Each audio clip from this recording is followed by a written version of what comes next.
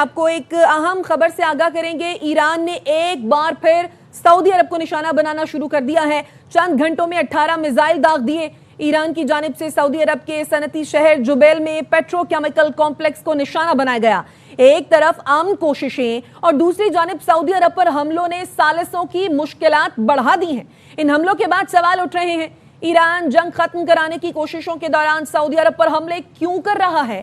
مذاکرات کی کوششوں کے دوران فریقین کو ذمہ دارانہ انداز میں آگے بڑھنا ہوگا۔ سعودی عرب نے حملوں کا جواب دیا تو پھر معاملات کنٹرول سے باہر ہو جائیں گے۔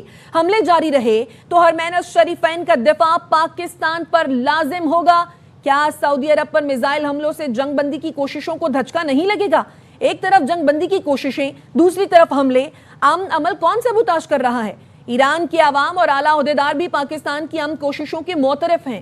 امن کوششوں کے دوران ایسے غیر ضروری اقدام غیر ذمہ داری خطرناک ہو سکتے ہیں۔ مذاکرات سبوتاژ کرنا کس کا ایجنڈا ہے؟ کیا جنگ بندی مخالف اسرائیل کو اس کا فائدہ نہیں ہوگا؟ پاکستان نے سعودی عرب میں توانائی تنصیبات پر میزائل اور ڈرون حملوں کی مذمت کی ہے۔ ترجمان دفتر خارجہ نے بیان میں کہا، حملے سعودی عرب کی خود مختاری، علاقائی سالمیت کی سنگین خلاف ورزی ہیں۔ پاکستان نے سعودی عرب کی سلامتی اور تحفظ کے لیے غیر متزلزل حمایت کا اعادہ کیا ہے۔ اپڈیٹ کر رہے ہیں آپ کو اس اہم ڈیولپمنٹ کے حوالے سے۔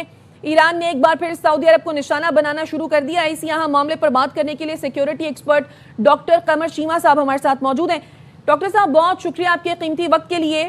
ایک طرف پاکستان جنگ رکوانے کی کوششیں کر رہا ہے، دوسری طرف سعودی عرب پر حملے ہو رہے ہیں۔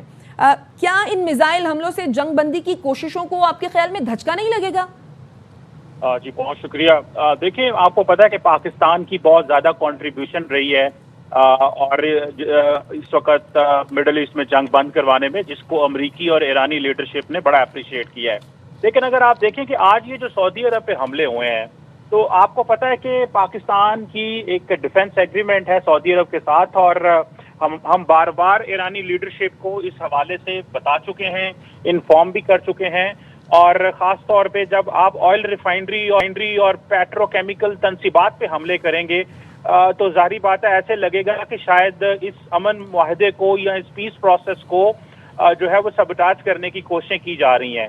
تو میرا خیال ہے کہ ایران کی لیڈرشپ کو چاہیے کہ اس وقت پاکستان جو ہے وہ ان کے ساتھ کھڑا ہے، پاکستان کی عوام ان کے ساتھ کھڑی ہے، لیکن اگر سعودی عرب کے اوپر اسی طرح مسلسل ان کی بیسز کے اوپر حملے کیے جاتے ہیں، ان کے انرجی انفراسٹرکچر پہ حملے کیے جاتے ہیں، تو ظاہری بات ہے پاکستان کی عوام اور پاکستان کی جو لیڈرشپ ہے وہ آپ ان کو ایرانی لیڈرشپ کو پتہ ہے کہ ان کے بڑے قریبی اور گہرے مراسم ہیں سعودی عرب کے ساتھ، اور خاص طور پہ اس وقت جب آپ کو پتہ ہے کہ ہم مذاکرات کے قریب ہیں۔ ابھی میں دیکھ رہا تھا کہ آج ایران کے جو سفیر ہیں اسلام آباد میں، انہوں نے بھی اپریشیٹ کیا کہ بہت جلد چیزیں جو ہیں وہ ہونے والی ہیں پاکستان اور اس خطے میں امن کے حوالے سے، لیکن لگتا یہ ہے کہ ان کوششوں کو کوئی چاہتا ہے کہ وہ کوششیں ناکام ہوں، اور ہم چاہتے ہیں کہ یہاں پہ ایران کی لیڈرشپ اس چیز کا نوٹس لے کہ کون ایسے لوگ ہیں جو اس سارے پروسیس کو روکنا چاہتے ہیں،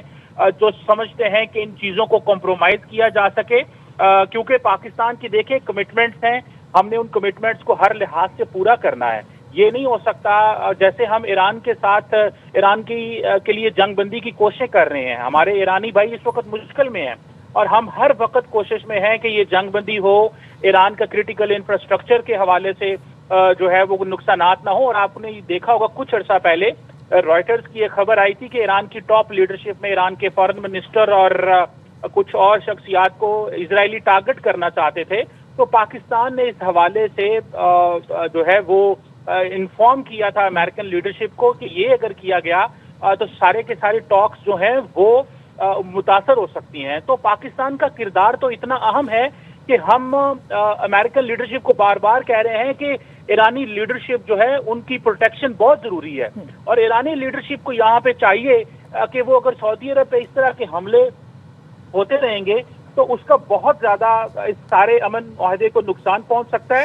اور دیکھیں بائی لیٹرل ریلیشنز کو سمجھنا چاہیے ایران کو، اور ایسے لوگوں کو بھی سنگل آؤٹ کرنا چاہیے ایران کے اندر سے जो इस वक्त इस सारे अमन मुआहदे को खराब करने की कोशिश कर रहे हैं। ईरान हमारा ब्रदरली इस्लामिक कंट्री है।